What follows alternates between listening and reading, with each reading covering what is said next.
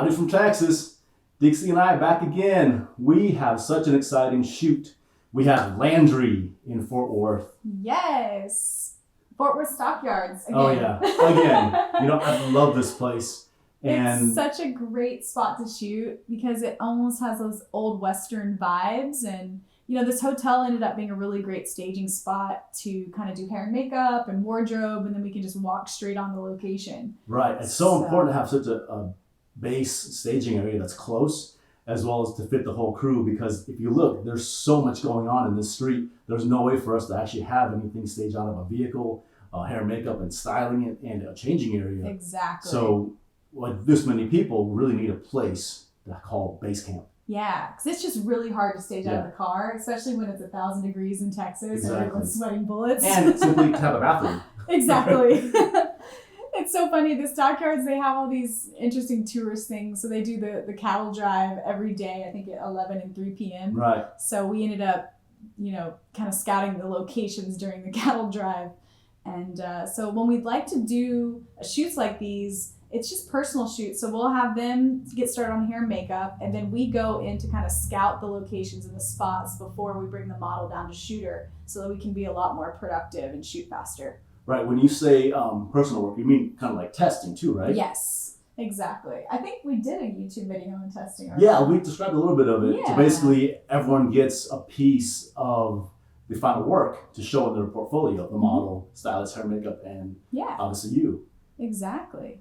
And it ends up bringing you more work. And for this particular shoot, I've always loved that iconic kind of guest style, real classic beauty. And I think Landry, you know, she really embodies that. And she's just a beautiful soul. I absolutely loved working with her. She's so natural, and she's still really young, but to have that much talent at this level is so inspiring to know that she's just going to grow more and more. Absolutely. And her mom was super helpful during the shoot, you know, holding the hair fan and just helping her kind of figure out some of the poses, because her mom was also a model. Right.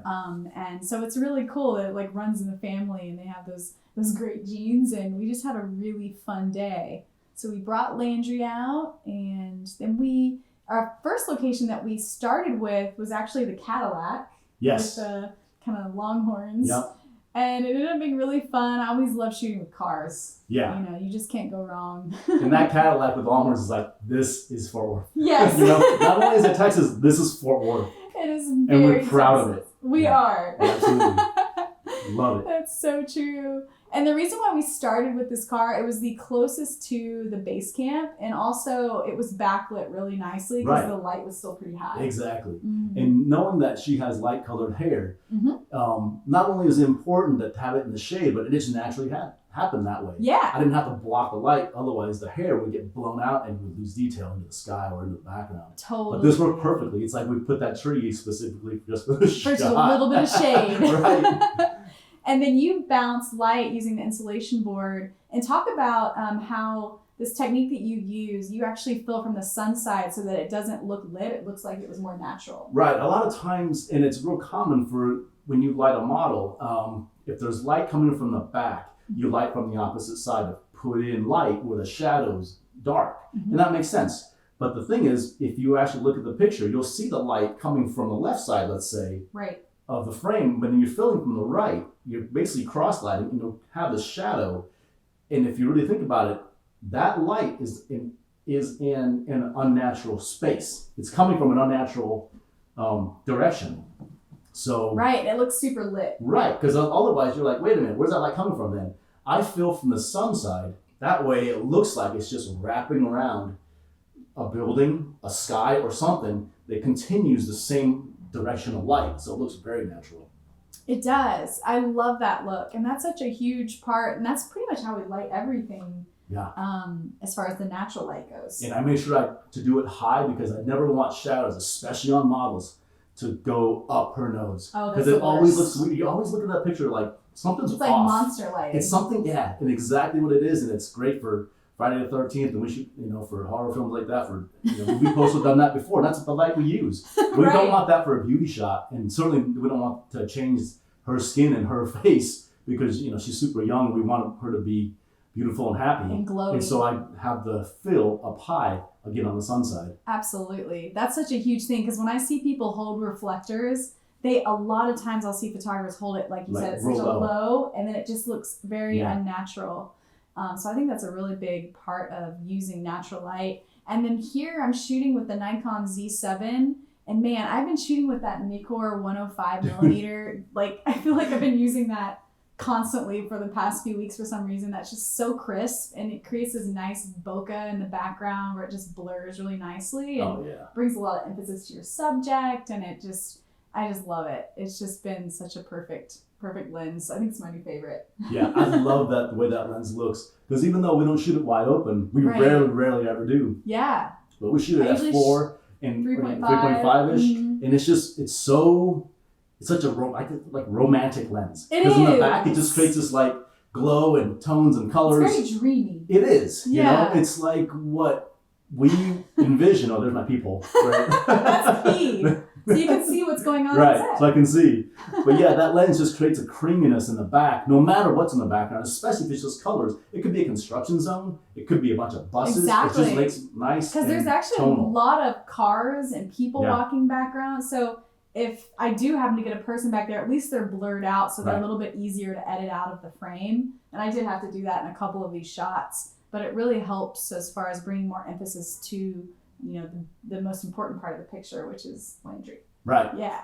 And she was killing it. I love this outfit. Our stylist pulled really beautiful clothes, and we had a great makeup artist that was kind of really captured the guest type of vibe with the big hair and the pretty eye makeup, just soft and fresh and very beautiful. Yeah, I really couldn't imagine that's just in her closet, that she just pulled out one and be like, I want to look this cool today, and just go out. It doesn't look like we actually styled her specifically for the shoot. Right. Those boots are like totally, they're loud, but they're like, they fit. They're really loud. I love them though. Yeah. And with the tights and everything. It's funny. Stuff that looks great in pictures, you wouldn't necessarily wear in person sometimes. Right. Yeah. But for a picture, it can look really, really cool. Yeah. And a lot of these I ended up, using the Photoshop to basically make them beautiful black and whites. I've been using also Skyloom software a lot to do the editing. And I probably need to do an editing tutorial in one of our next YouTube videos. For sure. Just to kind of show, I do pretty much capture what I want to capture in camera. So that I don't have to do a ton of editing in post. Because really and truly, the more time I can be spending out shooting as opposed to editing, that's my vibe. That's what I love doing, is the shooting. Right. And editing just takes so long if you have to like composite things together. And so I really like to capture things in person as much as possible. This is incredible. So fun. She's such a natural. She is. And she just has this really fun energy. So it wasn't like she was posing. We didn't tell her to do much. We're just like, go. Here's your, this is the vibe, and then go for it. Exactly. And one thing to keep in mind is I always like to have pictures to show the models how their kind of expressions need to be and their poses and stuff like that. And the guest kind of vibe has a little bit of a cheekiness, a little bit of a playfulness. And I think she was really good at capturing that. Yeah. So. And such a trooper, because we asked her, it was a hot day. We asked her to do anything. She did it all. Obviously, we put her on the ground. Like, especially as much as I shot each look. I think I overshot this a little bit. I got, It's funny. I think we calculated that first shot. If you shot rolls of film, it'd be like 40 rolls. Oh my gosh. That is way too much. Good thing for cheap film these days. I must have been feeling a little bit rusty from not shooting during COVID. Vibes out. Yes, exactly. But this is a really cool location. This was like a 2-minute drive away where they had all these cactuses and the railroad tracks, and the light is going down so fast as usual. It's funny because that rail car that we saw, that train, this is the rail that they used to get in there. Exactly. And they left and we came here. And it's funny, you wouldn't expect to have this amount of cactus in this cool background. Right. Right next to basically a huge refinery. Right. And then next to all these hotels in a big old busy street. We made it look like we went to Arizona. Yes, exactly. Had a lot of fun. Some of the biggest keys to these shoots, especially in Texas, let's face it, we don't live in Italy. We Right. don't live in Positano or any of these, amazing places. Not that Texas isn't amazing. I love Texas. I love the people here.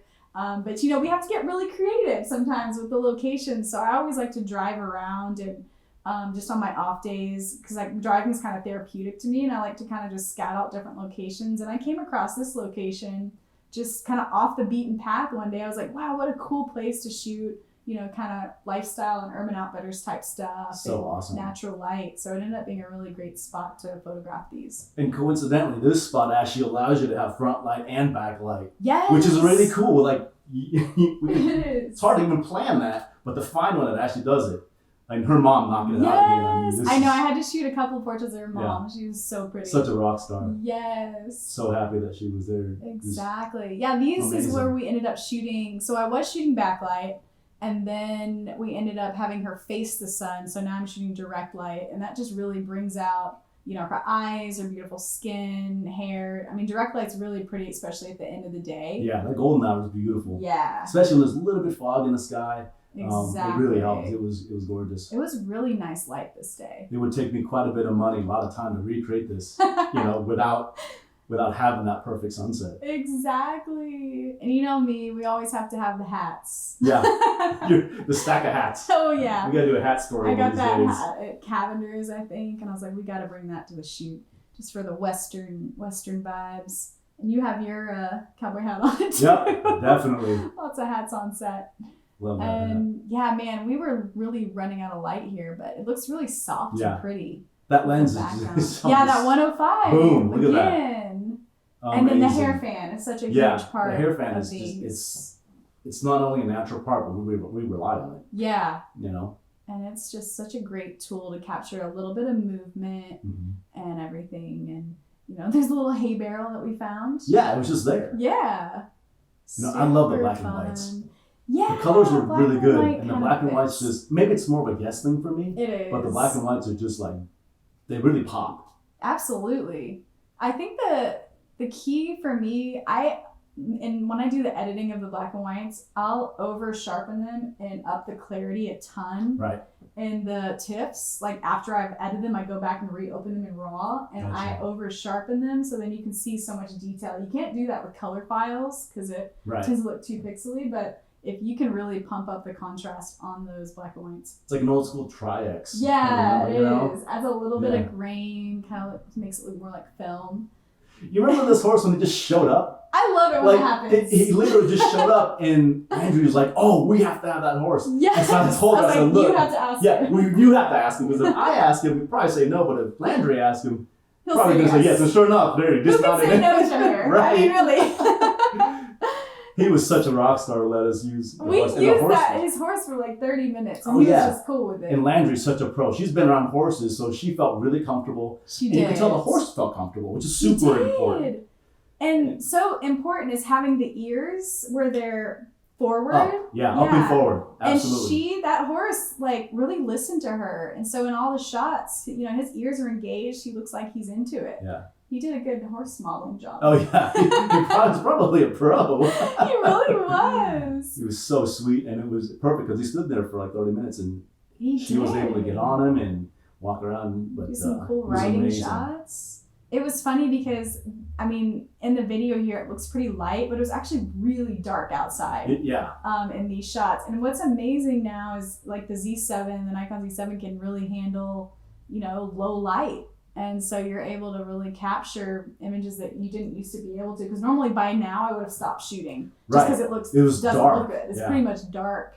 But look at these images. You can't tell. You get this sort of moodiness and kind of grain, Love like natural this one. grain. Love this one. Yeah, it's like that tells kind of bokeh. Tells so much of a story. Right, absolutely. In one frame. And then one thing as a photographer, I always like to kind of capture action shots. So even though she's not posing, we'll have her getting on the horse and getting off the horse, and just to capture some movement kind of in addition to the storyline. Yeah. What a fun shoot. Dude, hope you guys enjoyed it. Yes, see you guys in the next video. Take care.